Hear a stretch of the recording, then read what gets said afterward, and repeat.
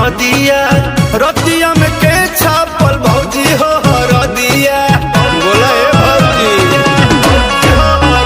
हाँ पूछा तारिया मातिया पूछे ले नदिया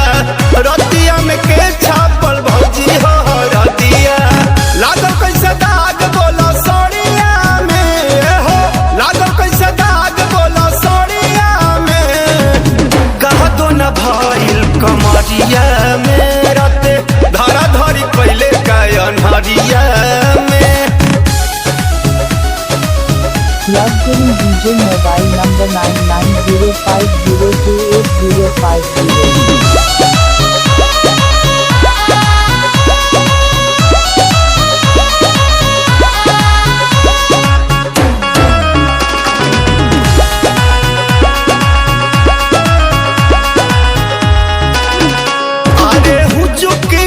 चुकी चलत बाड़ू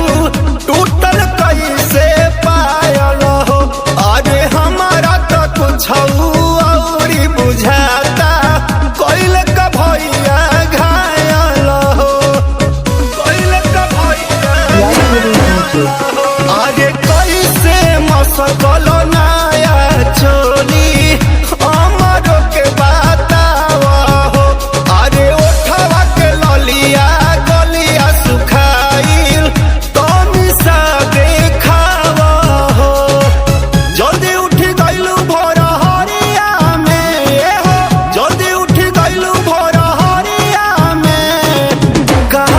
भइल कमरिया में राते धरा धरी कैले कायनहरिया में Plugged in DJ mobile number 9905028050.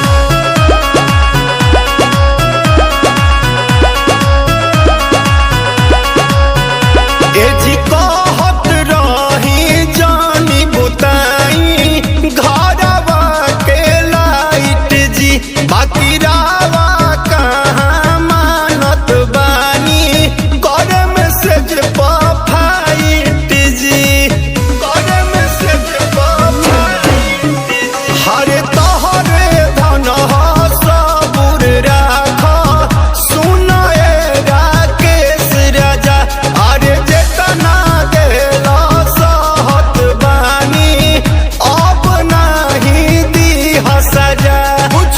सुनल बदेवरा के मरिया में लागे बिकी दौरा सुनलस के मरिया में कह दो न भइल कमरिया में राते धरा धरी भइल कायनहरिया में रौरा जे न करा